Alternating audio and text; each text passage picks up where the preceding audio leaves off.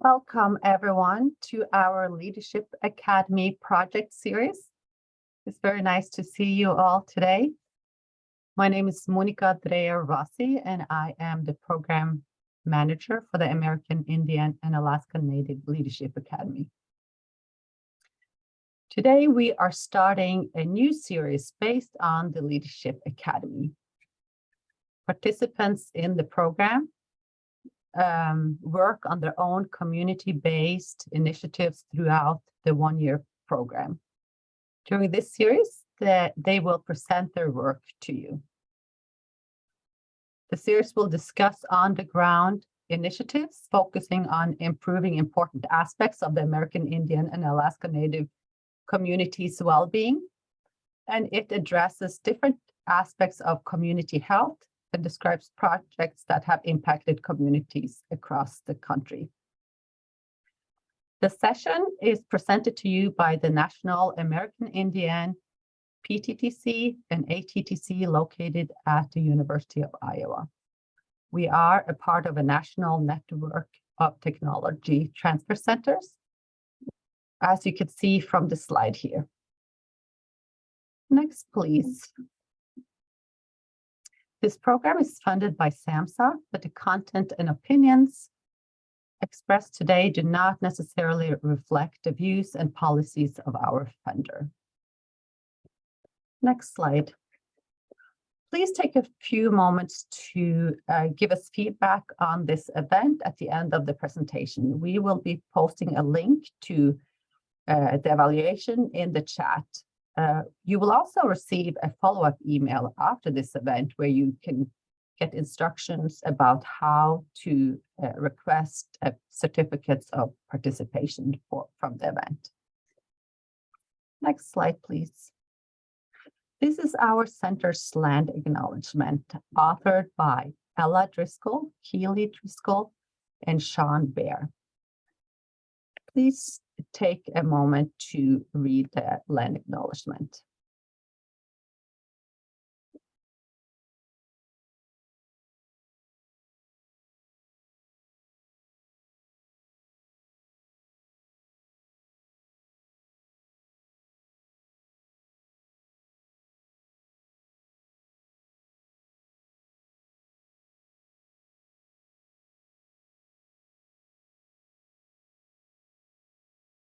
Thank you for taking a look at our land acknowledgement. Next slide, please. So here you can see an overview of the series. We have 6 sessions coming up in this series, focusing on different Leadership Academy initiatives. First out in this series is Jason Butler. Next slide, please. Jason is a member of the Utah Indian tribe. He is employed by the Shoshone-Bannock tribes, Tribal Health and Human Services, as the Behavioral Health Manager. He will be speaking to us today about integrating cultural ideology into tribal health practices. Welcome, Jason. It's so good to have you here today. I will give Jason a moment to pull up his presentation. Yeah, good afternoon, everyone. It's good to see all of you. I think we got a handful of people on. And let me pull up these slides. I just got them from Monica this morning, so let me pull them up. While we're waiting, I want to say thank you to Meg Snyder, who is supporting this event together with me today, and to our director, Dr. Anna Helene Skinstad, who is here with us today as well. Jason, the stage is yours. Okay, are you guys looking at these slides now? We can see them okay. Okay, good deal. Alrighty, guys. Well, like I said, welcome. It's good to see all you guys, and it was a privilege to be a part of the Leadership Academy. Geez, it seems like it was just yesterday, but it's been quite a while. I was looking through emails this morning. It was 2019 when all of that came to be, and of course, due to COVID, it seems like there's missing time in there somewhere, which kind of worked out, I think, in some ways, as bad as all of that was, and as many people as we lost. There were a lot of good things to come out of it, and I think for me personally, being able to be a part of this program for such a long time, I think if COVID hadn't come, we would have been in there for a year, and then kind of they would have brought the next group in, but instead we kind of just stayed connected throughout this whole time.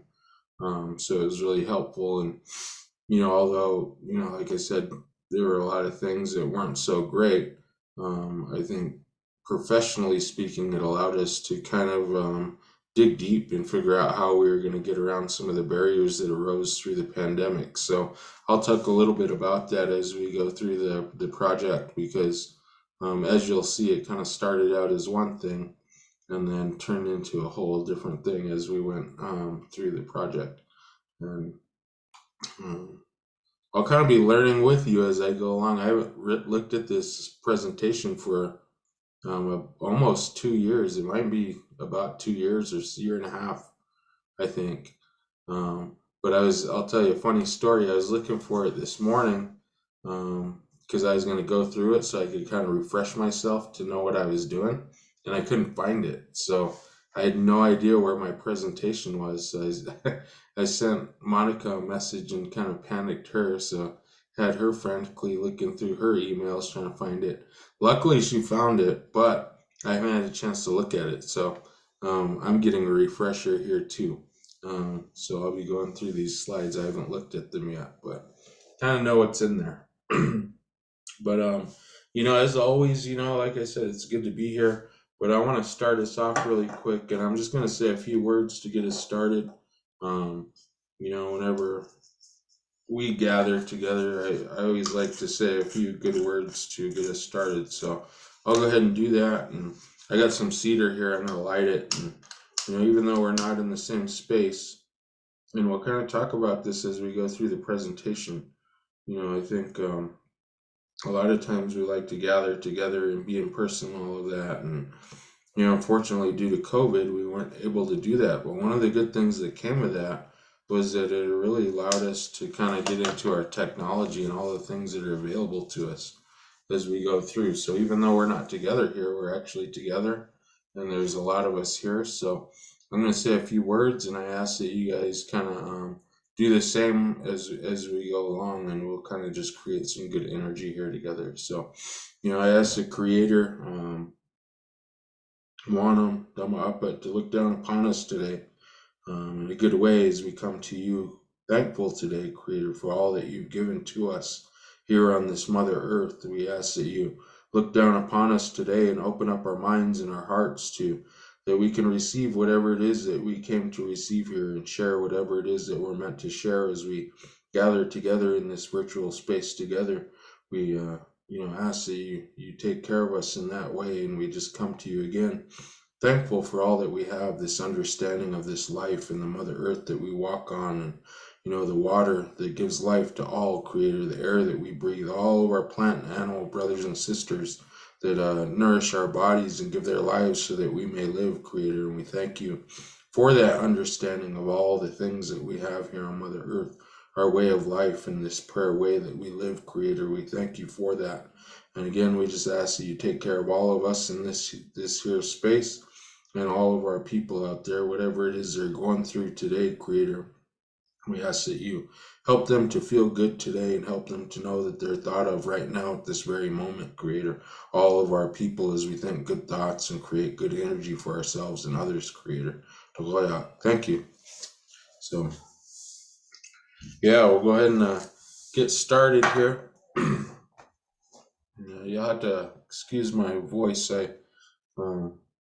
was able to travel over the weekend. That was a big part of COVID. I haven't been able to travel either, so I was able to go to a powwow over the weekend, got to sing with some of my good friends and brothers, and it was good to see a lot of friends. I went up to Montana for the weekend and got to visit with a lot of people that I haven't seen in many years, so it's really good. So if my voice is a little bit hoarse, you'll have to excuse me, but I'm gonna do the best I can here. So the presentation the name of this presentation is American Indian Alaska Native Leadership Academy, was integrating cultural ideology into tribal health practices. So, when I began this journey here, like I said, in 2019, I kind of had an idea of exactly what I wanted to do and had started with a project and planned to kind of expand on it. So we'll kind of go through that. And we'll, like I said, I'm gonna go through this, and you'll kind of catch up as I do too. So, I think one of the things that I really like to start with is just the importance of culture. I think a lot of times we think of behavioral health, we think of services that we provide within our communities, and a lot of times those things are not always they're foreign concepts. So they're not always things that are, I think, within us as like our identity is. It's who we are, and there's a lot of issues that we face in our community. So one of the things I always like to start with is just the importance of culture, and why it's important for us. Because again, when we talk about behavioral health, a lot of those things are foreign concepts. So we really want to make sure when we're working in Native communities that we are aware of the individuals that we're working with, especially if you're going into a community you're non-native. I'm a perfect example. A lot of times people think, well, Native Americans, it should all be the same, but it's not. We all are different tribes. We have different beliefs. We have different languages. So, like, even for myself here, I live here in Fort Hall, Idaho, where I work for the Shoshone-Bannock tribes as the behavioral health manager. But I'm not from here, so this is my wife's tribe. I've been around for quite a while, but again, it's not my tribe. So, it takes a while to kind of get involved in the community and be able to develop relationships and then be accepted. But I think even for me, learning about the culture here is very important because it allows me to kind of interact better and understand the people that I intend to serve in the job that I do. So I always like to kind of start with this one, and that's just the importance of culture, and that it really establishes our identity. So it doesn't really matter if you're Native or not. Think about who you are and where you come from and what all of that entails. And really, when you think about that, whatever type of beliefs you have, that really establishes your identity. It tells you who you are. It tells others who you are. It allows you to kind of, I think, establish your place here on Mother Earth as well. When we know who we are, we know why we're here and what our purpose is. It gives meaning to our lives. So, it really allows us to, I think a lot of times in our teachings, they always say, our path is laid out here for us before, as we're born. Everything that we're going to do is laid out for us. And I think being able to understand that from a cultural standpoint helps to give meaning to our lives. It helps us to know why we're here and what we're doing. But it also offers solutions to the many obstacles that we face in our lives. And that's a really important one. So, when you think about all of the different things, just think about your own daily life, or, the life that you've had over the last year or 2 years, and think of all of the different obstacles and hardships that you faced in your life. From a cultural standpoint, one of the things that I've learned, I think, over the years is that, whatever it is that I'm encountering in my life, whatever it is that I'm going through, something within me, something within my beliefs, my culture, whether it's, our ceremonies, our way of prayer, whether it's knowledge from an elder or something I've been taught from somebody, there's a solution there to everything. Maybe it might be a story that's been told, or it could be anything. But within that culture, we find our identity, but it also allows us to overcome the answers to anything that we could possibly face are found within who we are. So, it also helps us define our roles within our family, community, and tribe and society. So, one of the big differences, I think, between mainstream American society and a lot of our Native communities is that the whole ideology of individualism that's not who we are. We're more collectivistic, and we'll get into that a little bit more as we go along here. within the hour, but it helps us to figure out, like I said, what our purpose is, but then it allows us to figure out what are the roles, what are the things that we're supposed to be doing, and how do we fulfill those things. And the biggest question that I like to ask is how prevalent are cultural practices today? So, that's one of the big things that I learned, I think, as I got into this field, was I grew up, being raised with my way of life and being raised in ceremony and, social things and all that entails, and hearing my language and all those different things. But one of the things that I realized when I came into this field was that a lot of the individuals that I was seeing on a daily basis, and specifically the ones that had the most severe issues in their lives, were the ones that were lacking in their understanding of their culture and who they were. And the more I went along, the more I started to realize, like, wow, this is a really big issue. That the people that are coming through my doors, they're having these issues, but their problem, I think, stems from something else. We can target it and say, well, they have an addiction issue and they're addicted to drugs or alcohol. But why is that so? And a lot of it goes back to that idea that the answers to our problems are found within who we are and through our identity, right? Because if we're not able to, like, if we've never been taught those things, it's very hard for us to have something to lean on, to look to, when we encounter those things. And as we all know, I think alcohol and drugs is a very easily, readily available thing that can, kind of ease a lot of the pressure and pain that we feel on a daily basis instantly, although temporarily.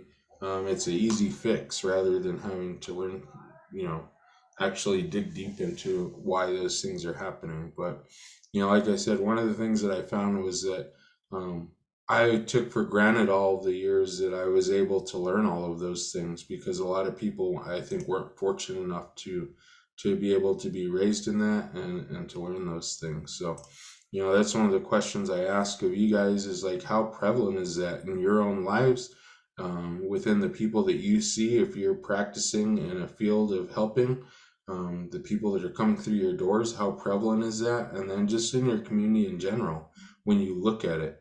And I think you'll see that it's specifically, I think, problematic when we start talking about our youth and the things that they know and what they're learning. So, just something to think about. And then you get into like the assimilation into Western society. So, I mentioned that in the first slide, kind of the opposing ideology that we have.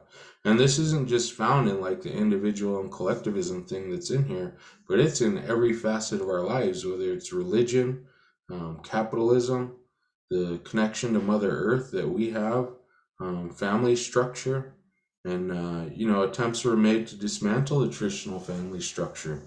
And, in the end, it's just an overall way of life. So, you can look at, I think, religious beliefs, and you talk about things like, the Religious Freedoms Act, where we weren't even allowed to practice our ways until 1978, and that was the year that I was born. So when I think of like my parents and my grandparents and what they had to go through just to be able to be who they were, there was an active, um, an active push to take away their identity, and that I think, a lot of times can manifest itself in several different ways when we look at our communities today and how they operate. Again, capitalism, we have this issue with, trying to survive in a world that is built upon money, which again is a foreign concept, and how do we, maneuver through that? It's very difficult for some people, to do that, and just individualism and collectivism, the whole idea in America that it's every man for himself, and you get what you can and you work hard, but a lot of times that's for yourself, you do what you can. Connection to Mother Earth, you look at that, it's everywhere, and we can't escape that. We're all guilty of it too. I know I live in a house and I drove to work in a car today, and I do all of those things. So we figure out, like, when you look at that at a deeper level, is there some sort of like battle going on between your own self when you have this thing built within you that you're supposed to be the person that takes care of the earth and has respect for everything, but the life that we live today sometimes doesn't allow that, and oftentimes is even the opposite of that. So we find ourselves being the destroyers of earth, and I think at like a subconscious level, that's probably a problem sometimes for a lot of us. Um, Again, I mentioned family structure, and that's a huge one, because when you think about your families, we can have, I think in mainstream America, you talk about family and you ask your average American who is their family, they're probably going to name, I don't know, their companion and their kids, and that's about it. You ask kids who their family is, they're going to name their parents and their siblings, and maybe their grandparents who they see once or twice a year, maybe a uncle that they might see once a year or every other year, an aunt. But for our native people, like, our families are huge. I was in this workshop um, earlier this year, and we had to do this family tree exercise. And like, it was literally like that. People had these family trees that had like 6 people on them. And I had this thing, I'd use 2 papers, and I had like 100 and something people on there. And that was just what I named just off the top of my head from like, while we were doing it for 15 minutes or whatever. I was just writing as fast as I could. And I was like, if I just did it all, I'd probably have to use a poster board or something. But, like, that's our family, and it goes generations back. So you have people that are like at this level saying, well, this is my family, my parents and my grandparents. Like, I had my great grandparents on there and their parents and all of that. And I was like, man, and that's the difference, I think, when we talk about just how all that works, the collectivism, the family structure, how we think. It's just a different way. And when you think about that, what it amounts to a lot of times is really just an overall struggle to adapt, um, because everything is different today. Like I said, we can't escape that. So it's here. There's no way of going back. You hear, I think, a lot of times the term of like decolonization and things like that. Um, I've never been like, when I hear that, I I don't ever know what to think, because I get it. Like, I get the concept of it, but at the same time, like, we can't go back in time. There's no way to do that. We can't go back to living the way that we are without giving up everything that we have, and that's a very hard thing to do. So I always find it ironic when people are talking about like decolonization, or like how we go back to the old ways, but they're like telling me about this on Facebook or something. I'm like, dude, you're using the internet and social media to do this. So, it's just a struggle. It's all around struggle to adapt to how we do that, how we wrap our minds around that whole concept. Um, but I think at the very core of a lot of it is just the historical trauma that we have been through, as a people. Intergenerational trauma has negatively impacted Native American individuals and families, in several different ways. So we talk about like forced assimilation and all of the ways they try to do that, genocide, where they actively just went out and killed people and paid people for scalps of native people to try to eliminate us. You have some crazy quotes from past presidents who are viewed as heroes in the mainstream American eye that have said some pretty horrendous things about our people, and again, actively tried to wipe us out. So, it's very hard sometimes when you have school kids that have to go to school and learn about these heroes, but at the same time, it's like, a hero to who? Because I know they tried to wipe out my people, and I remember how hard that was when I would go to school, because again, I had grandparents and parents that taught me these things. So like, I would go and argue that in school, and like, you weren't allowed to do that. So I'd always get in trouble, and it was like, that wasn't the truth, but I knew what the truth was. Um, Relocation. So you have that happening all over the place, whether it's like famous things like the Trail of Tears, but if not, all of us have been relocated. You know, we all had original homelands that we come from, and now all of our people are on reservations. You know, and that's a difficult thing to stomach sometimes, because I don't know if you guys notice, like, I've traveled all over the place and been to reservations all over the country, but they're always like in the most desolate areas at the base of the mountains, right? And then whoever took the land took all of the nice stuff and put us all at the base of these mountains in these valleys, you know? So like I know my people originally came from like the mountains of Colorado.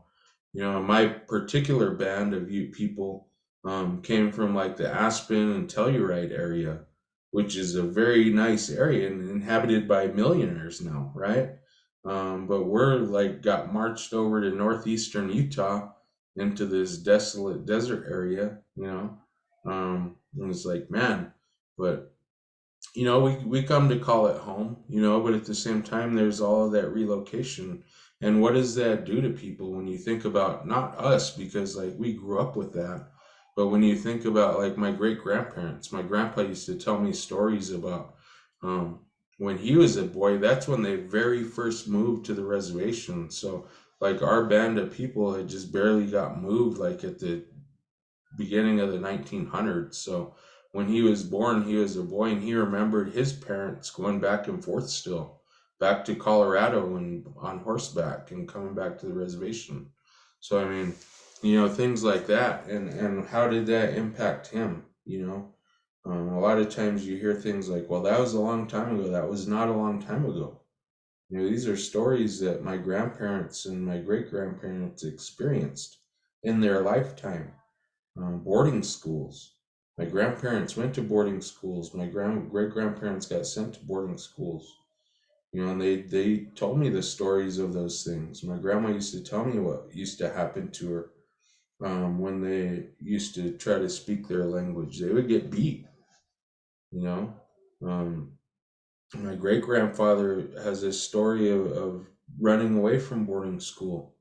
And I can't even imagine that. What it would be like to be a 6, 7, 8 year old kid and be taken away from home, being so scared and homesick that you were willing to just run away and just take off, you know?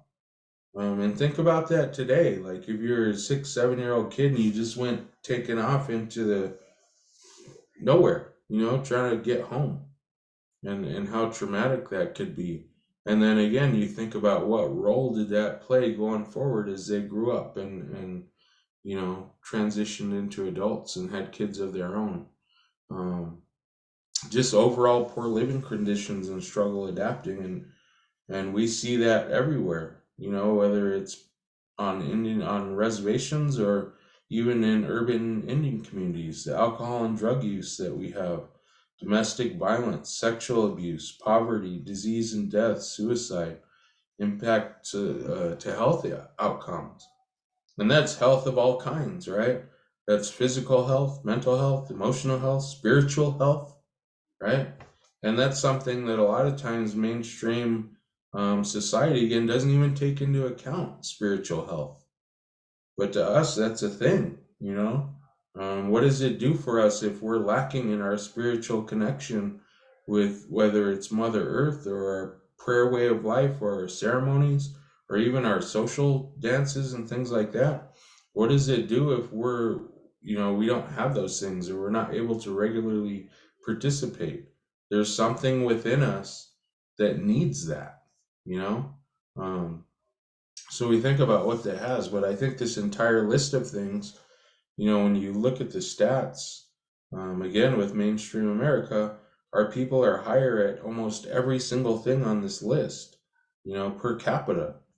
You know, the issue is huge. So, you know, when we look at it, a lot of it comes back to this whole issue of historical trauma. Um, And then we move into like integrating Native American traditions into modern day living. So, you know, this is because of those things. I was looking at them, and this was years ago now. Um, what would that be? Geez, 4 or 5 years ago. Um, I was looking at these issues and I was seeing them within my community, and I was trying to figure out, you know, how do we get around this and what do we do about this, you know? How do we input more, I think, traditional teachings into what we're doing, but also how do we incorporate a lot of our evidence-based practices in a better way, right? A lot of times we go to school, we get degrees, we get certifications, or we hire outsiders with degrees and certifications to come in, help our people. And a lot of times they come in with blinders on and they come in gung-ho and not aware of all of the issues and the root causes of all of the problems that they're seeing and where they're coming from and why they are the way that they are, right? And they come in gung-ho with these new methods that they want to use that have been proven to work, right? They've been study after study have proven that they work, but to who, right? Were any of our people ever included in any of the sample sizes that evidence-based practices have, any of those experiments or research projects? Were we ever included? A lot of times you may see like X amount of Native Americans, right? When I look at that, I think, well, what does that mean? Like, what tribe were they from? Because that could mean anything, and people don't realize, well, we'll just use Native Americans, but there's 570 something tribes, again, all with their own languages, all with their own beliefs, all with their own creation stories, all with their own ceremonies, all with their own everything, right? So a lot of times, like, we're just lumped into this thing, and that was a difficult one, because then I was trying to figure out, like, all right, well, how do I do this in a general way, or do I need to get specific? But I think the idea behind it was really to figure out how we kind of take the two things and put them together. So what I wanted to do is make it specific to this tribe that I was working with. So I did a project in cooperation with the Counseling and Family Services. Former Family Counseling and Family Services, we've since integrated our behavioral health programs, which is strange because, like, I'm in this building now. I wasn't working here before, but now I'm here. And the idea behind this was traditional family roles for all family members. So, again, going back to the idea that, we have all of these issues, and what I was seeing was that individuals were not aware of who they were, and they didn't know, like, what they were supposed to be doing within their own households or within their own community. They didn't know that they had roles to fulfill, right? At the same time, like, that's kind of within us, like, I think at a DNA level, probably. So there's always something within us that's kind of urging us to do something. But if we've never been taught, we have no idea what that is or why there's this conflict going on within us. And, it's really hard for people to kind of process that if they don't even know what it is. So, the other part of that was, how do we fulfill those roles in modern society? So, like, you guys will see it as we go forward, but, and let me go fast forward real fast because I don't know what's on the next slide. So I don't know how much I have to. I'm gonna go. Okay. All right. So I'm gonna explain this part. Like I said, I didn't see these slides. I haven't seen these for like a year and a half or something. So I'm gonna explain this a little bit better. So, so the idea was to get people to figure out how to learn the roles that they're supposed to be fulfilling, but then how do we do that in today's world, right? And then we look at evidence-based practices. So what we used was dialectical behavioral therapy. Some of you guys may know that as just DBT. Some of the exercises that we used was mindful breathing, living in the present moment, using coping thoughts. And we taught these classes with Counseling and Family Services. I did it with the Victims Assistance Program, and I also did it at the Shoshone-Bannock Correction Center.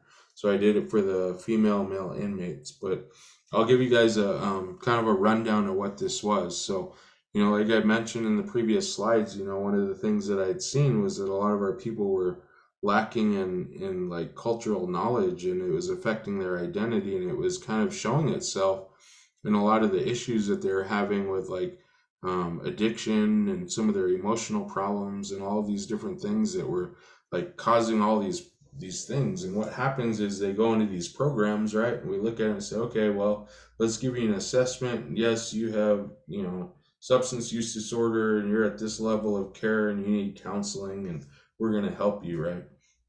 And then they go to the next place. Well, you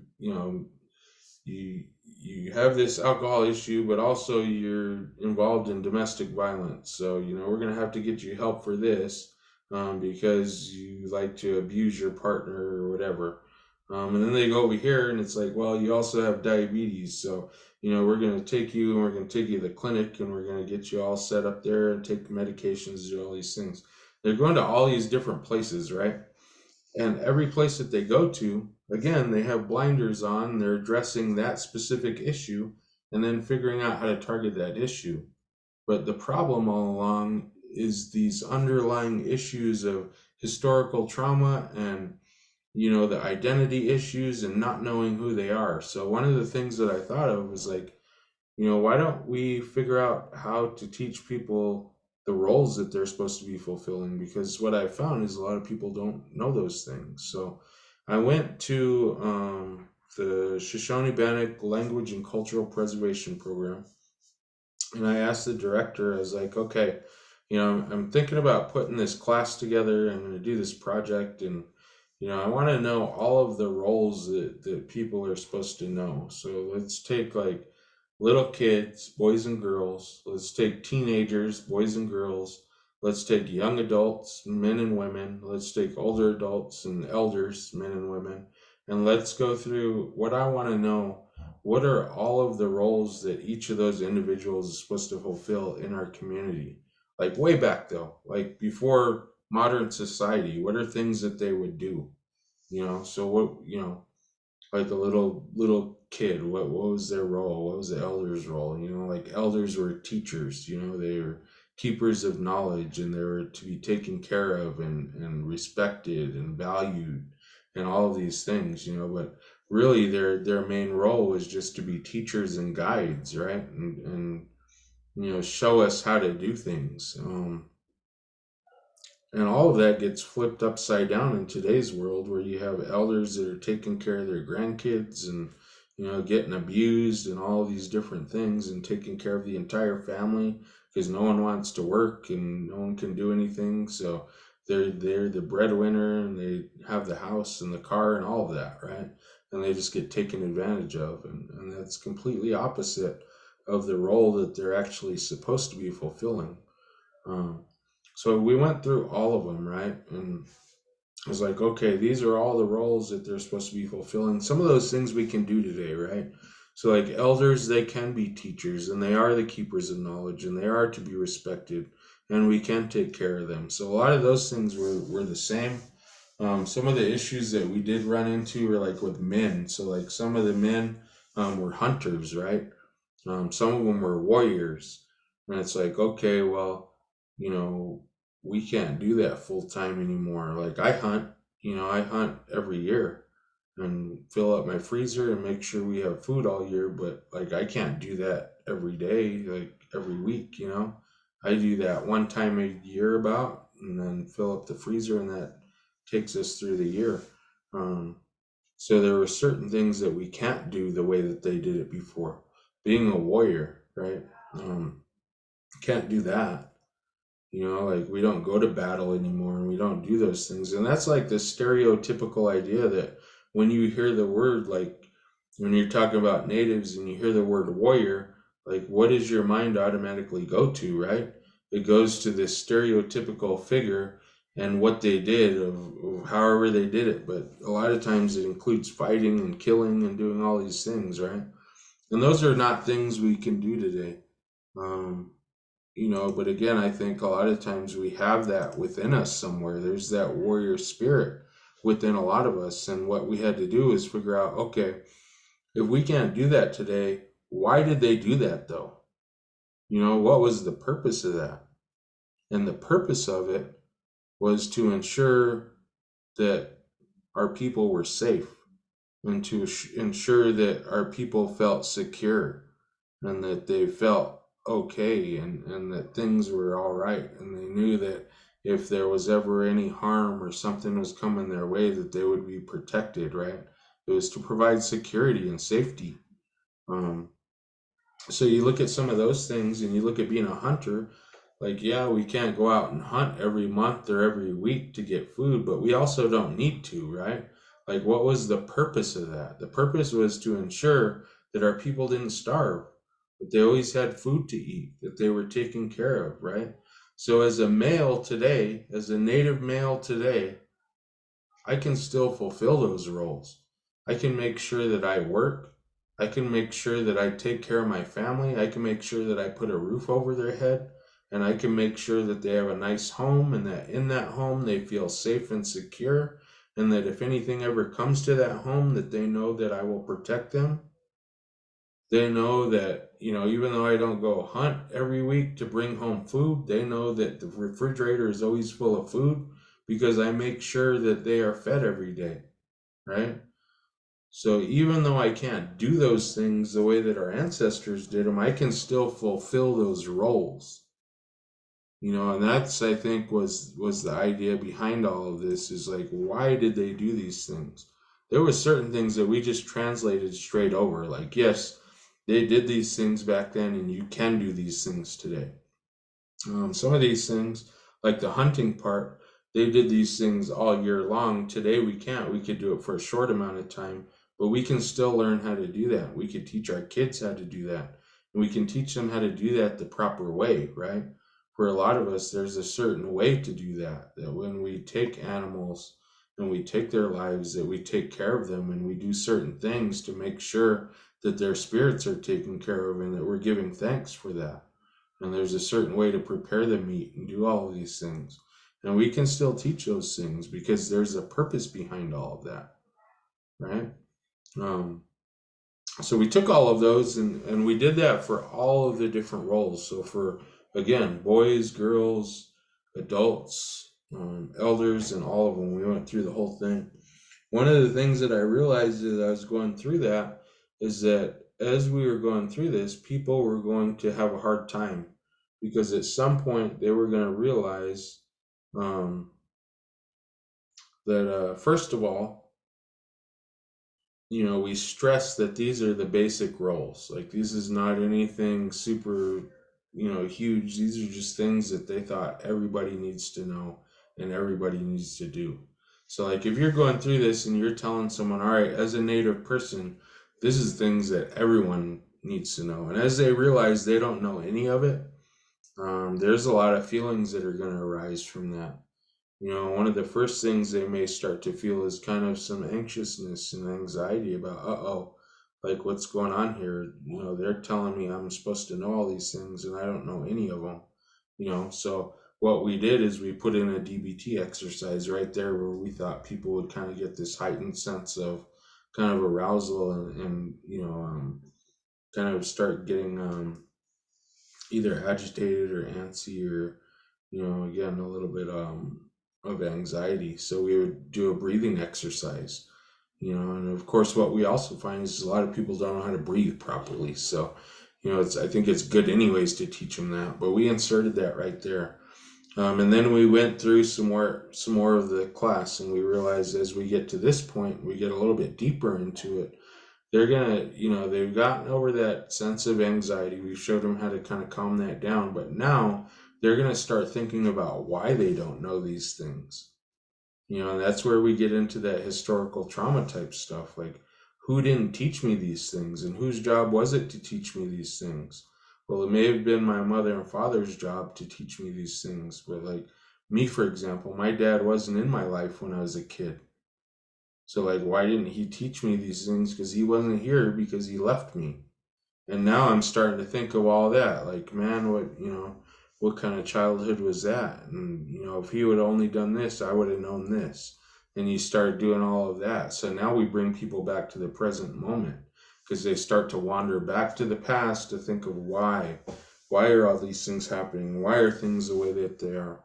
And again, a lot of the people that are in these classes are people with alcohol and drug issues and people with mental health issues.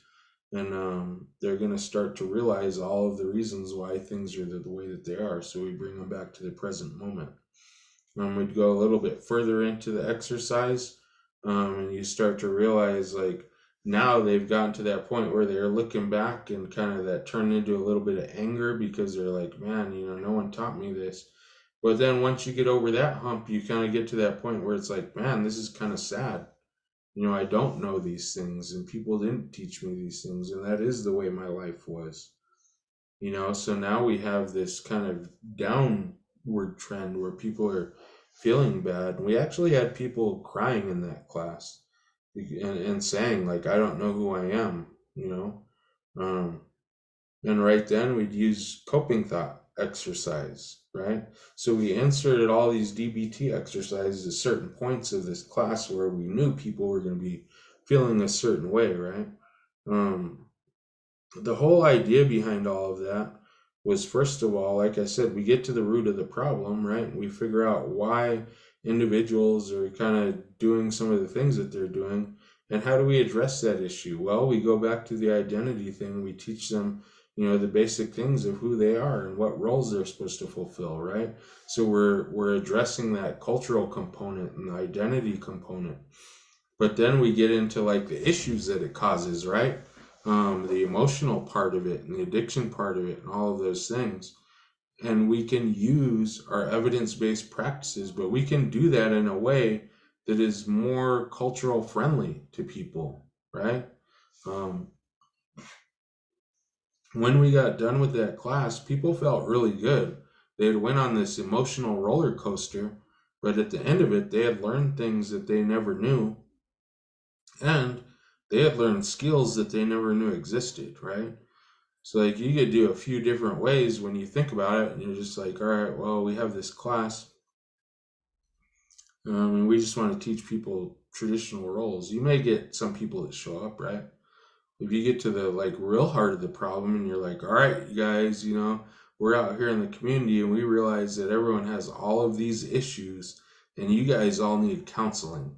So we need you to come into the counseling center. We're going to give you something called dialectical behavioral therapy for an hour. And we're going to fix you, right? You're going to walk out the door and you're going to be better. Like, who's going to do that? People are going to be like, I'm not doing that, But if you just tell them like, hey, come on in, we're going to teach you how to do this cultural stuff.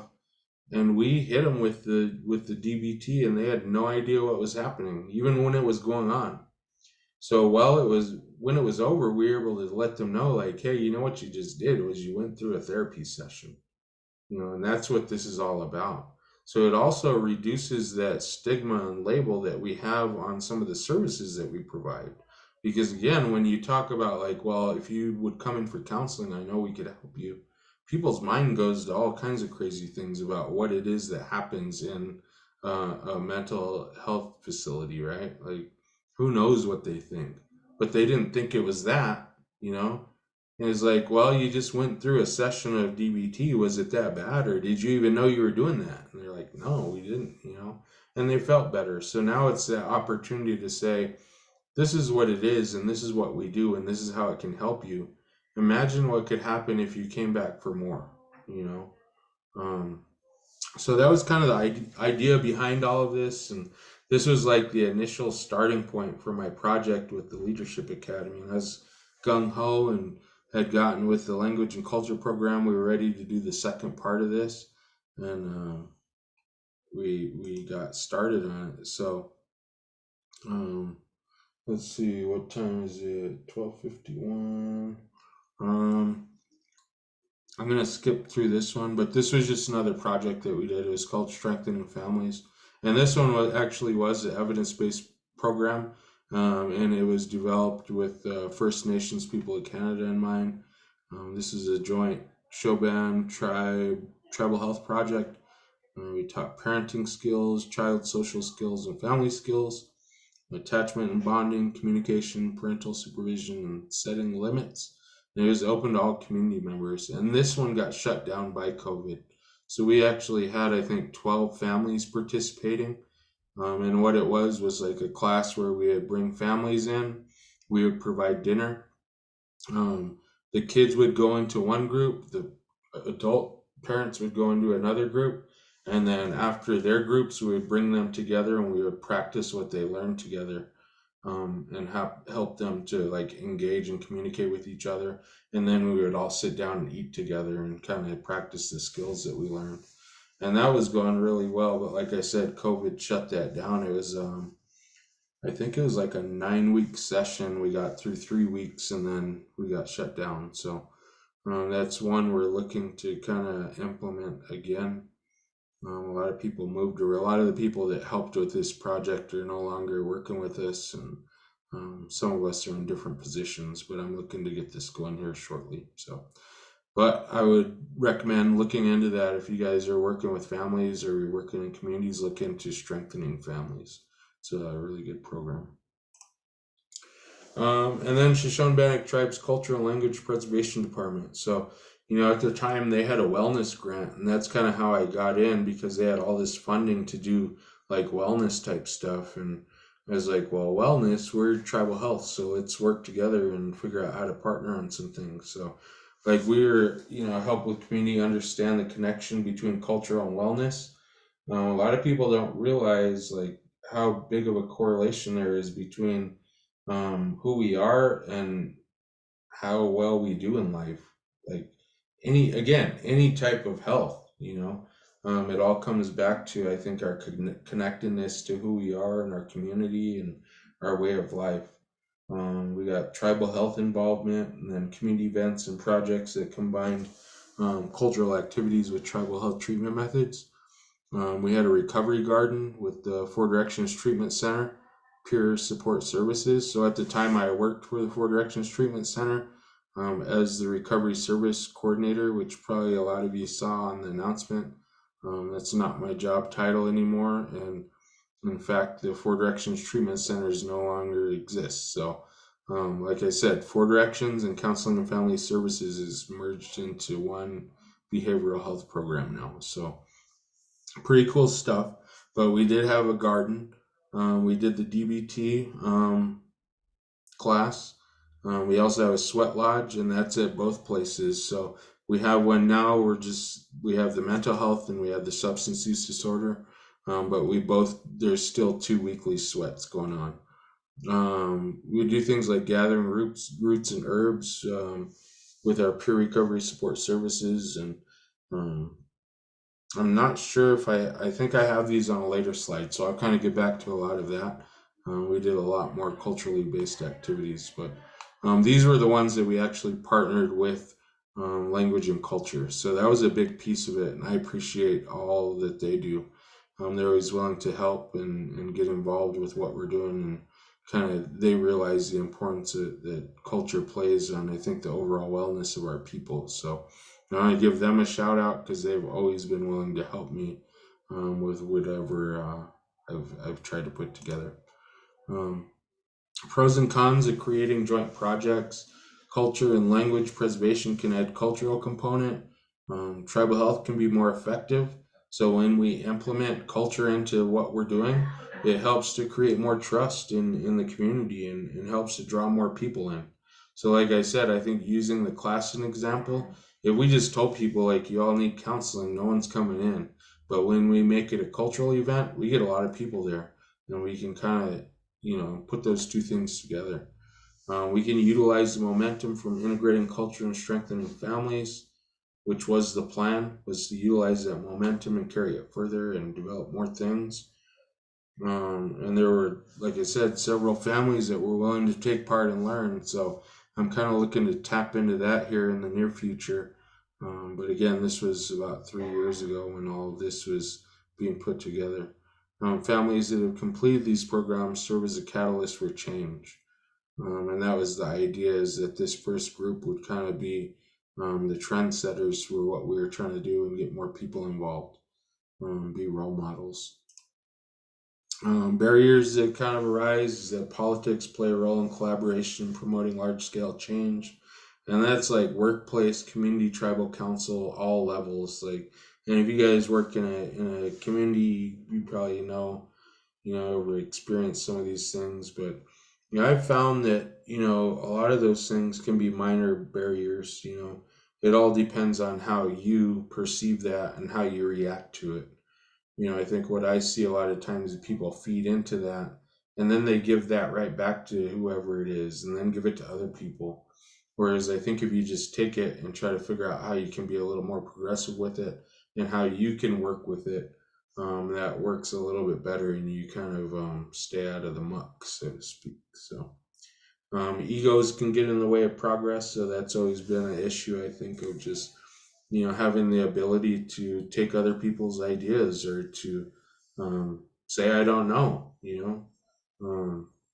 That's a big one, especially when you're working in collaboration with other individuals or programs.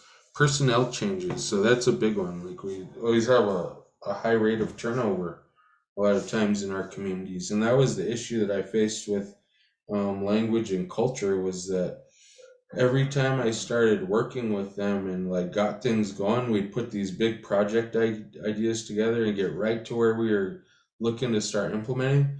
The project coordinator would quit, and I'd be like, "Oh man, like now what do I do?" And this happened 4 times. So like we would get so far, and then I'd have to start with someone brand new. And I'd be like, all right, well, the last person, this is where we were at. And then, of course, they want to do it a different way, right? So, like, it's like, okay, well, let's figure it out. We figure it out. And then they'd leave. And I'd be like, oh my gosh. So I did this the 4 times. And the fourth time, I think we finally got it. And then COVID happened. And I was like, well, I guess you're not doing anything. It doesn't matter what we do. Like, it's not happening. So the personnel issue is a huge one. And then traditional teaching culture are very sensitive topics. So that's again, and that's why I always include language and culture because, again, like I'm not from here, so I want to make sure that I do things right and make sure that, things are done properly. When you start working with culture and language and traditional teachings, um, those things are pretty sensitive and people have like some of the things that we do, there is a certain way you have to do them and you cannot deviate from that way, so like you can't just be like, oh well, this would be a cool idea if we do this, let's just do this over here. Like you can't do that. You got to make sure it's done properly and you have proper guidance. So if you're looking to do any of this stuff, I always recommend finding elders, spiritual leaders, culture programs, people that can kind of help you. And then change is difficult. It's always difficult to do that. Maintaining morale in the face of adversity is always hard. Um, but, it's all doable. Um, the overall outlook of all of it was that it's not as difficult as it seemed. We just simplify it, make it easier. The need exists, definitely. The resources are available. There was a vision, and, it could be done. But that's what happened, man. My project and my plan, that's COVID right there. That big old orange ball of fire. Like everything was going so well, things were being put in place, we were collaborating, we were putting things, we were working on the second project, and then boom, COVID hit. And it was just straight up like, go home. We're not working anymore. And it's like, what? Like, what do you mean? And it's like, well, go home and await further notice, and it's like, okay. So like literally things just got completely put on hold. Brian Frail, his hand up. Hey, just listening to what you're talking about on that culture, on that culture part, and they said culture builds trust. So, would you suggest to a lot of the organizations and like even the clinics and health services, behavioral health, to bring on a cultural person? Like I work as a cultural advisor at our health center, and do a lot of the cultural work, like the traditional teaching ceremonies. I run the sweat. We built the sweat at our health center, and then had the whole staff help us build it. So they saw the process, and then they were able to understand a little bit more and ask questions. Feel free, have someone you could talk to, like within the organizations, like these cultural advisor, spiritual advisor people that also do like Red Road addiction recovery, White Bison, and Red Road addiction recovery and healing practices. And so if I feel like that's something that a lot of organizations and clinics are moving to, is having these cultural people on board. They're part of the staff. They have different knowledge, than these knowledge keepers. They have different knowledge and teachings, were passed down. And because this is kind of a part of everything we're doing, that cultural part, traditional part. And so to have them on board, I'm seeing like the organizations that do that have a lot of success. And there's even a new position that's coming up with that I'm a part of with some other traditional based knowledge keepers that they're creating in the IHS, and it's called a Chief Cultural Officer. Because you know how there's like a lot of titles in IHS coming out of DC, so it's like an actual position title, that's being created now. And I'm really glad to see that. And like kind of what you're talking about, all these cultural aspects that implement, have somebody, and even almost, even if it's a couple of people in that position, because it's a lot of work, like you're wearing a lot of hats like everybody does, but you need a couple of people on that team, to help you do that. So just a suggestion out there, and something that's happening right now with IHS, that which I'm pretty cool, somebody oversee that cultural programming within BH, within mental health, and even like the medical side, the whole clinic, because I work with the whole clinic on cultural competency and sensitivity and just cultural understanding.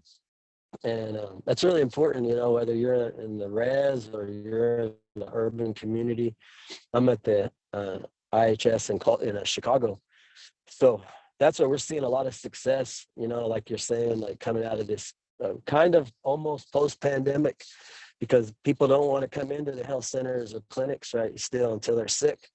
So trying to get them in and through that cultural ways, we always feed everybody. That's an old way. We feed everybody, get them in the door, get them there to be able to share these messages, share these things that can help them, in their physical health, mental health, spiritual health. So it's just something that I was, wanted to put out there, because it's just starting, with this role, but I think it's a very important role that will be able to help, any organization, whether they're working with youth or families or elders. And I don't know if I haven't heard anybody talking about it, but we've been kind of working toward this about the last like 6-7 months. And there's only about 3 or 4 cultural advisors, people that are kind of showing up for these meetings, but we're kind of working towards that direction for this role, and even that part of almost like a department.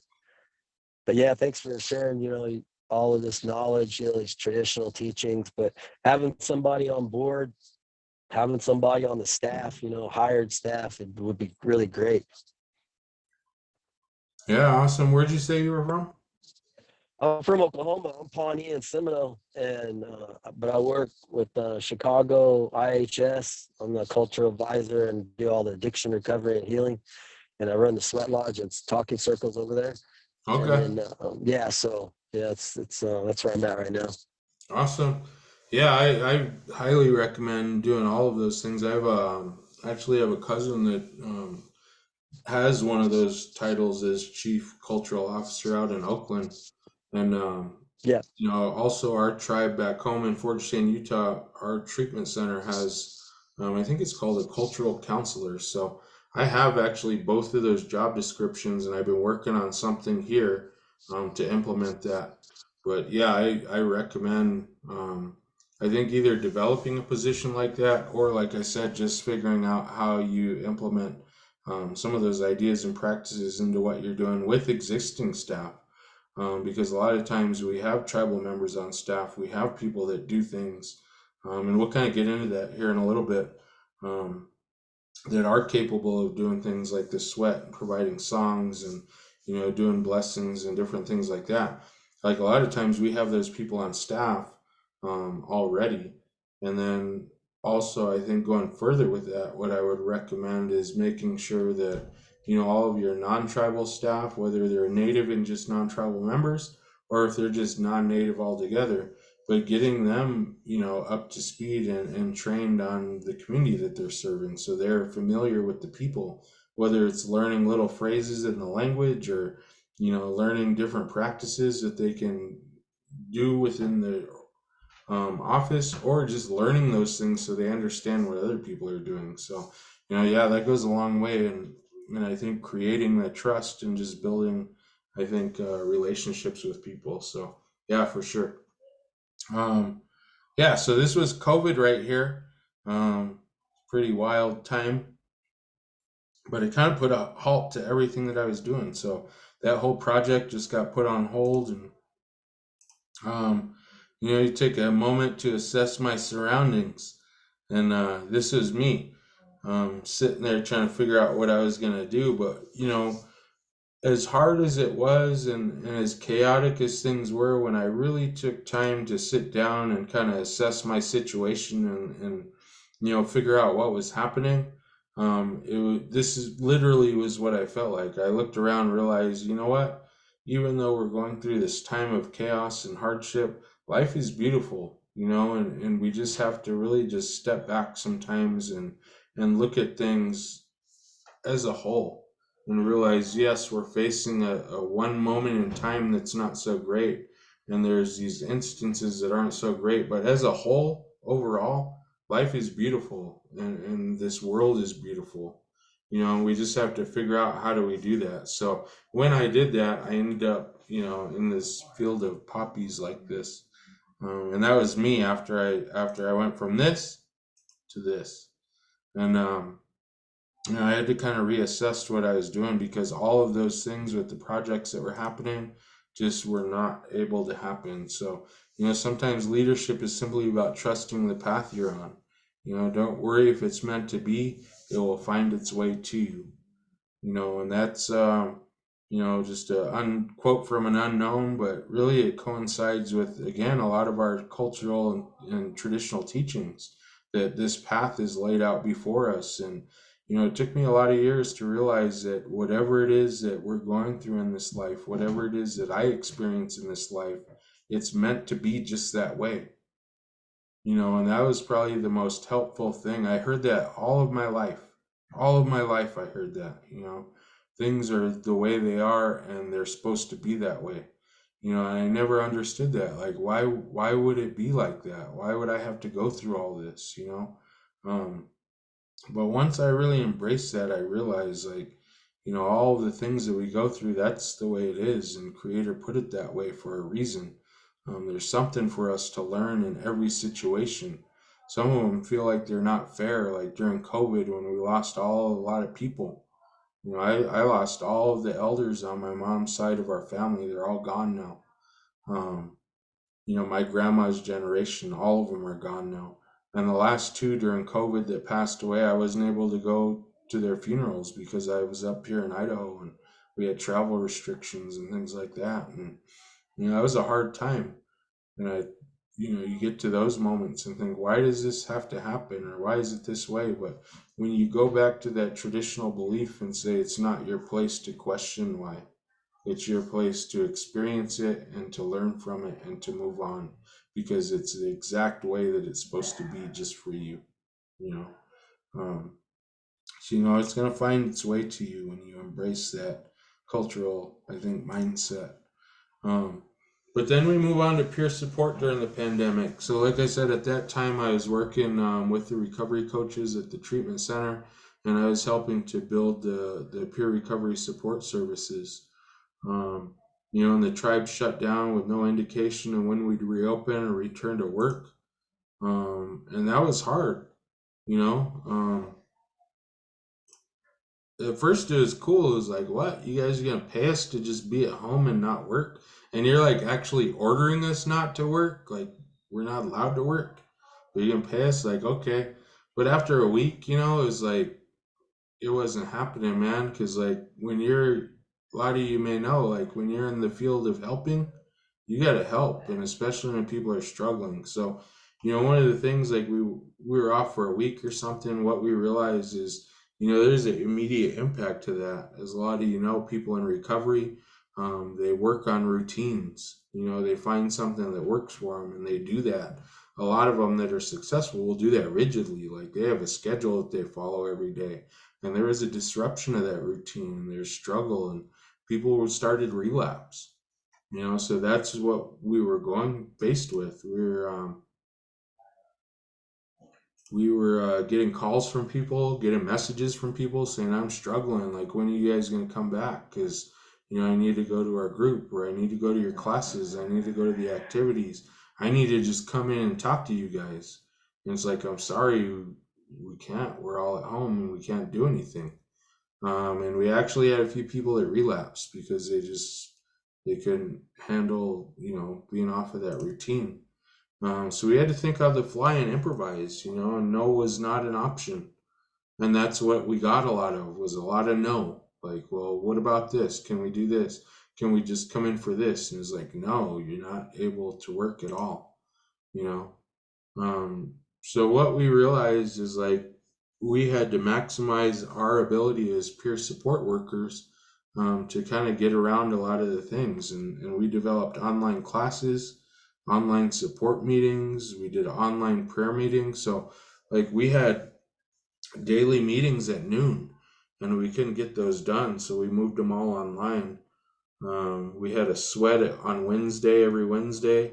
We couldn't have the sweat. So I was like, well, let's just go online and we'll just gather together and we'll just pray. I could sing some songs and, we won't say it's a ceremony or anything, but we'll just gather together and share our thoughts and feelings. And, we'll listen to music and we won't make it an open thing and record it or anything. We'll just, whoever came to sweat, we can log online and we'll do it that way.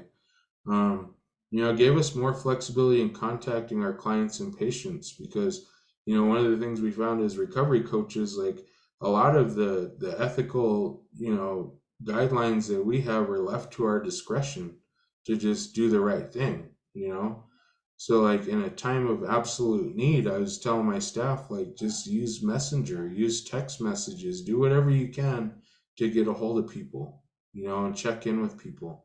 So we use that flexibility to stay in contact with people throughout the whole entire time that the tribes were shut down.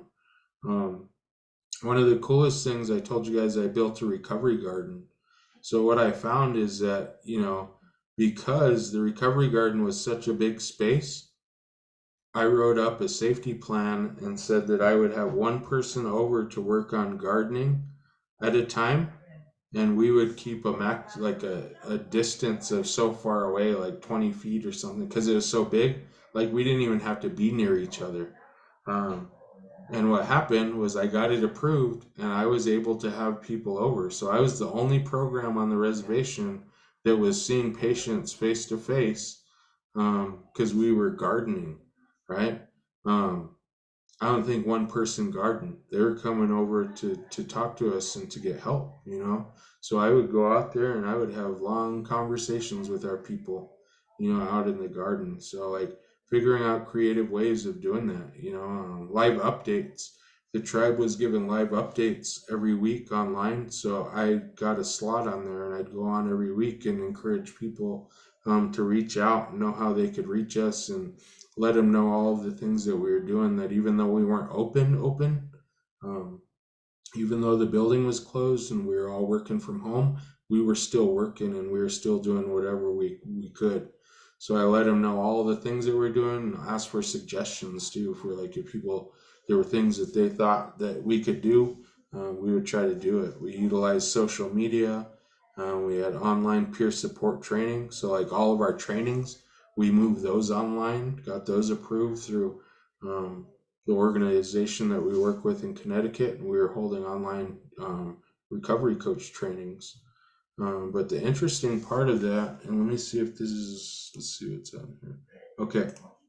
So the interesting part of all that was, like, again, like, the barriers that we faced in doing that, because it was like, no, you can't do this, no, you can't do that. And like I said, going back to this one, like, no is not an option for me. you know. And one of the things that I realized is like Zoom, and it was through the Leadership Academy, because we were started meeting every week on Zoom, and I was like, this is pretty cool. I could do things with this. How do you do it? So they're telling me like, all you gotta do is get an account and this and that.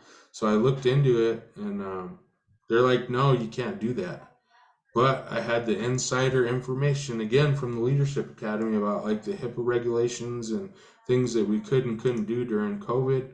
And even though like our people here were saying you couldn't do that, I knew like at a level from Washington, D.C., that you could do that. The things were changing and we were able to do it. So like I just jumped the gun. I used my tribal credit card to purchase a freaking professional Zoom license, and developed all of these classes and stuff behind the backs of everybody, and just did it, and I figured we're going to help people. No's not an answer. And if this works, it works. And if not, I'm in big trouble, man. But, it worked. And we were actually getting 3, 4, and 5 times the amount of people logging on to our groups and classes than we were showing up when it was in person. So, like, it worked huge. And we were getting so many people logging on. And, it was just like, okay, well, we're going to roll with this. So, we kept going, we kept developing, and we got to the point where we were doing two to three things a day on Zoom through our program while we were at home, and the entire tribes was shut down. So, like, I think we were one of the only programs, aside from like essential medical workers and stuff like that were actually like working and doing stuff. And the coolest part about it was, like I said, we were reaching way more people than we were when we were actually in person. So the overall result, like I said, we reached more people. We were able to apply methods to include telehealth for the entire treatment center. So eventually, the clinical staff got on board and started doing their stuff through the phone and online and stuff like that. And then eventually, like a year later, all of tribal health went to kind of telehealth stuff. But we had done it within the first week, so that was kind of cool. Finishing, I had this one on there, and that was just, Leadership Academy rocks. It, this is a lifesaver for me. I think professionally, just professional development. When I first got into the Leadership Academy, I think I was like a year into my job or something, being a supervisor, and, it was building a program from the ground up in a field that I didn't know anything about, I didn't know what recovery coaching was, and I was kind of learning about that and learning about how to supervise recovery coaches, which can be a difficult thing when you have a staff of all individuals that are in recovery. So one of the things that I found is just the growth on a personal and professional level that was provided to me, and found solutions to problems in a timely manner. So, being able to have access to all of the mentors and all of the mentees and all of the consultants, like there were people at my disposal like that. Like whenever I had an issue, I had no shortage of people that I could go to. I could just text or call or email, and I would have an answer within the day, what to do. It increased my and my staff's work productivity. It helped to create a healthy work environment because we were going through a lot of changes and trying to develop work culture and things like that. And being able to have people that were in the field for 30, 40 years was huge, because they had all of the experience to be able to walk me through step by step how to do a lot of these things. We're able to implement changes that will make a lasting impact. So, like all of the things that I just got done talking about, these things are still in existence today. They've been built upon today. Some of them are still in development. So, like we just picked up again the family roles project that I was talked about in the beginning. I just started meeting with language and culture again to start developing the second part of that. So like all of the things that I've done within this program have just been built upon. And even though I don't work for the peer recovery support program anymore, they're still doing all of the things and still building upon the work that we did while I was doing this. So it was truly the best thing that could have ever happened to me, I think, professionally. And the interesting part of that is, like, I came up through the recovery coach program. I mentioned to you guys about like CFS and 4 directions. It's all one program. I am the behavioral health manager now, and I owe a lot of that to the Leadership Academy. I probably would not have made it that far if it wasn't for all of the professional development that was provided to me through this program. And like I said, I can't express enough how thankful I am. Because like I said, it was literally step by step sometimes where I would run into programs or problems where, like, I'm pretty sharp dude and I will figure things out. But like there were problems that just had me stumped sometimes. It was working with personnel or working with different things, and I would have figured it out eventually, but it would have probably caused a few gray hairs and would have caused a lot of stress. But I would call someone, they'd say, do this, then do this, then do this, then do this. And just like magic, boom. And I was like, whoa, what was that all about? So just learning those skills and I can't express how helpful it was to me. We have a few times for questions. I do have some pictures, so I think I do. Do I? No, I don't. I thought I had pictures in here. But yeah. So that is all. If you guys have any questions? I think we have a few minutes. Jason, Felipe has a question about specifics on the peer support recovery model. Felipe, would you like to expound on that? Sure. Thank you for saying, thank you, Jason, for sharing your experience. There's a lot of parallels where we're out here in the Mashkizibii reservation, and it's pretty much nail on the head with the situation. It's good that you all have the experience. I've met some other pioneers in early behavioral health, and I really commend you all. So why reinvent the wheel? If you have a lot of parallels and there's a experience there, what model specifically did you all utilize, and what kind of methodologies did you use that you found effective? For all the peer recovery support stuff? Yes, specifically, because right now our situation is really creating trust, creating community, to be able to do effective outreach right now to provide services. Yeah, I think, for like all of the training and all of that stuff, and where we got a lot of our peer support skills from was from CCAR, which is the Connecticut Community for Addiction Recovery. That's where we got all of our training from. And like that training was a lifesaver. Like, I have a bachelor's in psychology, I have a master's in family and human development, but that peer recovery coach training, like, that changed my life and how I thought about things and how I do things.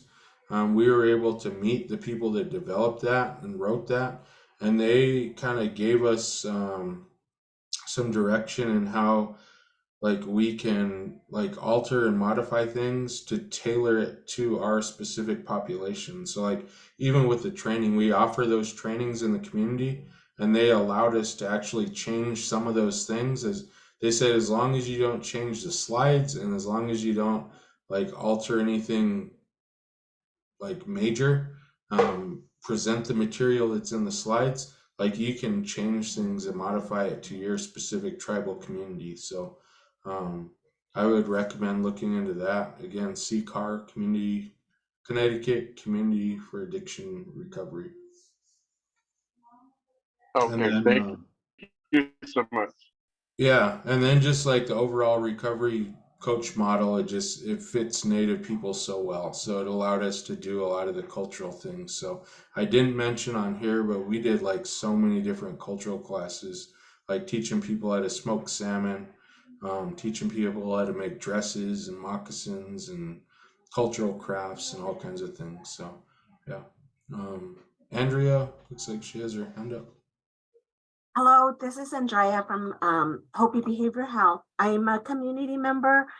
One of the things that we struggle with as far as implementing cultural teachings and activities, we're kind of at an awkward, not kind of, we are at an awkward state.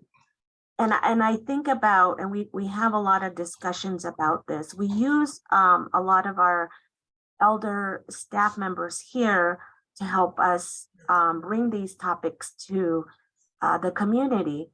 In our community, we're very, very protective because of lots of reasons. And a lot of it is the historical impact. So we're very protective of what we share, but we're also seeing a lot of, what's the right word for it? Disrespect and a lot of threats with social media was a good thing, but it's also impacted us in a negative way where the elders are really upset. Recently, we've had some pretty intense gatherings from the elders to express their concern and outright anger of things that have been posted on social media because of that belief of respect and earning. I'm 54 years old, but I'm not in a position to teach or introduce these concepts because I haven't earned that title of an elder yet. And I don't wish that on myself at this time. So we have to be real careful in selecting individuals that are introducing these concepts to our communities, because we're fortunate that we still have specific clans with our elders that teach certain topics. And we can't just, like one time I got asked to, at a conference, to bless the water and to sing a song. And I had to tell the conference committee that that's not my position. We have people in our community that have that role. And if it got word back to my community, I probably would have gotten in trouble for doing something like that. So just really trying to find a way to introduce like general topics where we're not being disrespectful and we're honoring our elders and respecting our cultural teachings. That's been a real sometimes hard balance because the need is there. Our younger generation, that's what they want. They're craving it. So we're still trying to figure out and test different topics that are accepted where we're not stepping on our elders' toes, but we're also meeting the needs of our younger generation. So any ideas around that would be highly appreciated. Thank you. Yeah, thanks, Andrea. And that's a huge topic, and I probably didn't spend as much time as I needed to on that. So I did mention that a little bit, how it's kind of a really sensitive topic. And, I think the way that, I did mention the way that I've always tried to get around that, especially here, because I'm not from here. So like, even though a lot of our traditions and things are the same, and I participate in ceremonies here, I'm still not from here. So I always make sure that like I have permission from elders or from the cultural program to be able to do some of those things, or like some of the things that are a little more sensitive. I'll ask somebody else to come on and either present that or teach whatever it is. And then some things we just don't do. I think probably one of the biggest things that we ran into, and that was during the pandemic, was when we did the online virtual prayer thing, because like people were like, well, what are they doing, or what is this, are they doing ceremonial stuff, or are they doing this? And it's just like, no, all we're doing is just gathering to just express ourselves. And I think reassuring people, because elders a lot of times have those concerns of what it is you're doing, if you're doing it the right way. And I think always just being reassuring, but also asking them, well, I understand your concerns. If you were to do this, how would you do it? Or what suggestions do you have? So that you're also taking their input into consideration. because you can get into a lot of trouble. And just like I said, if you're not from that particular community, or if you're non-native, like, be very careful about what it is that you're doing or what you're trying to implement, because like I said, there's certain things that there is only one way to do it. And if you don't do it the right way, like, it's not even a matter of disrespect. You could hurt people, at a spiritual level, when you start practicing or doing things because you're not supposed to do certain things, or they're supposed to be done a certain way. So that's a really good point you bring up, Andrea. And that's one we could probably spend a lot of time talking about, but that's I think the short answer to address what you mentioned. Thank And you. then looks like Andrea, we're about Alice? out of time here. If anyone has any other questions, I can stay a little longer, but I think for these guys, if you guys are on schedules, it's been a pleasure. And thank you for allowing me to take up an hour and a half of your day. But like I said, if you have questions, I'll stick around for a few minutes here if you need me to. But otherwise, like I said, I thank you guys and wish you all a great day. And it's been a pleasure. Thank you so much, Jason, for talking to us today, and thank you everyone for coming.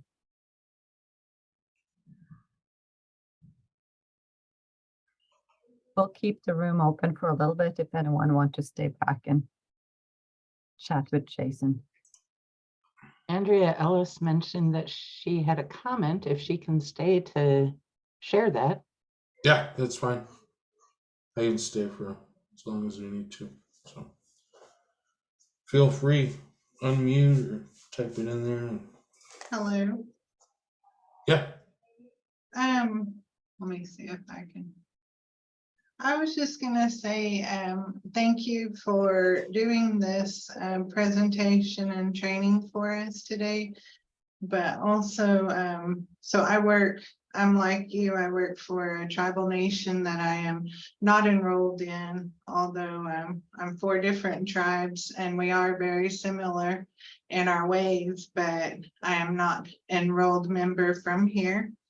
But I think that we do all the things that you mentioned. We do the cultural competency, the cultural sensitivity with so we're in the healthcare field as well. So we do that with our physicians as well as the nursing staff and dentists and things like that. So medical staff overall. And it's important that those things are discussed, but also because we work so heavily with the youth within the surrounding areas that we serve, I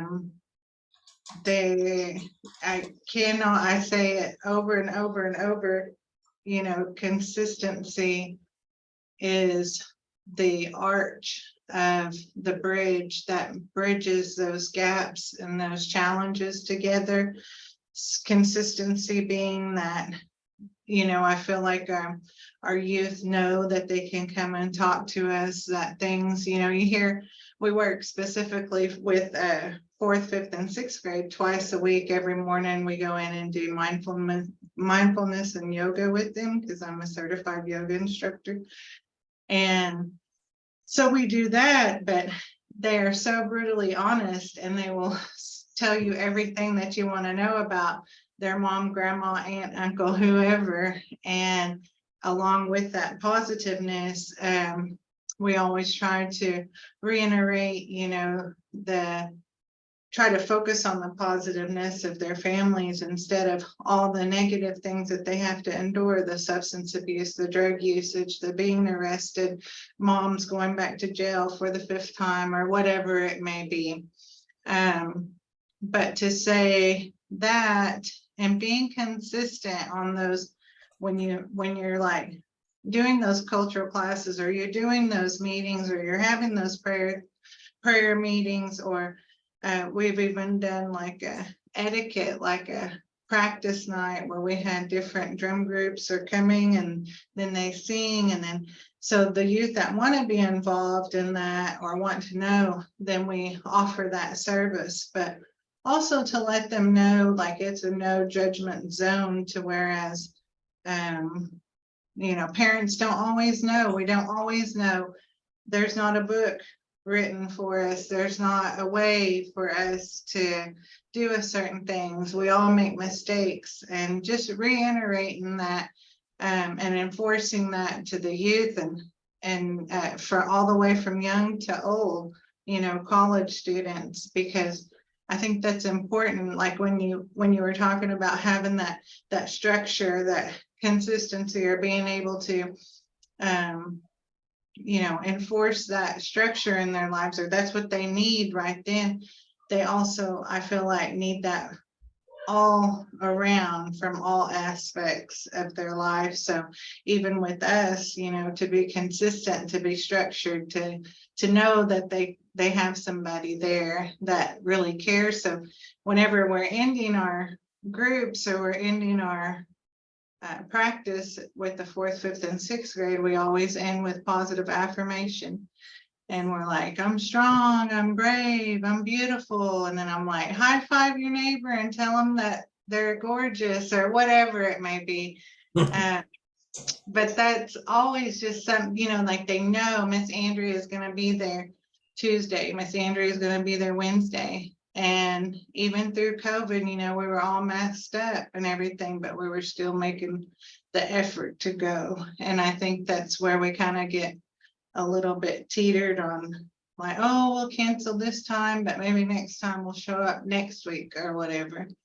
And I know occurrences and happenings happen. You know, we've had times where we've had to cancel because of death, or, you know, other things that are going on within the tribe.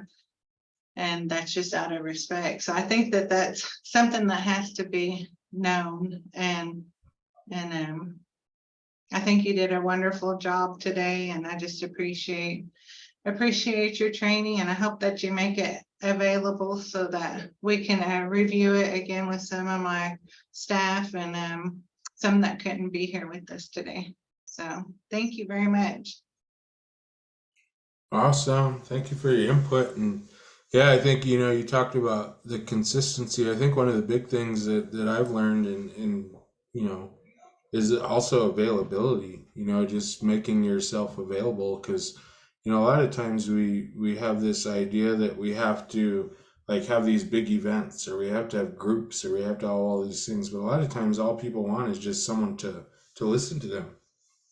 They want to make sure that someone is there when they need them, you know. So I always like to make sure, you know, availability is a lot of times on the top of my list. And, you know, that's regardless of the position I'm in. So, you know, like right now, like I said, I'm the behavioral health manager here, but I'm just as available now as I was when I was working with the recovery coaches. I make sure I talk to every single person coming in this door, you know, and get to know every person that we're providing service to, just to let them know that I'm still here and I'm available, you know. So that's another big key, I think.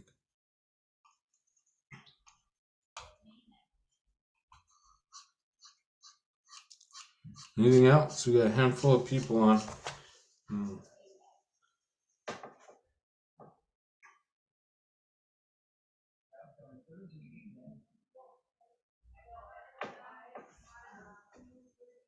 Looks like not, though. Because if not, I can go get some lunch, Monica. I'm hungry. Yeah, it's well deserved, Jason. Thanks again for your presentation. And to everyone, we will send out the recording and the PowerPoint in a few days, hopefully. And please connect with our center if you have questions. And I saw Jason also put his email in the chat here, so I'm sure he will welcome any emails and questions from you. And then do you want me to stay on for a bit? Yeah, or we could just jump into another meeting. Okay, yeah, just send me one then. Yeah. Okay, thanks all. I hope you come back 15th of May to listen to Lynn Maday present on her project. Yeah, she's awesome. So you guys come back. Thank you, Jason. Yeah, take care, you guys. Thanks, Meg, for helping us today. My pleasure. Well- Everyone have a great day.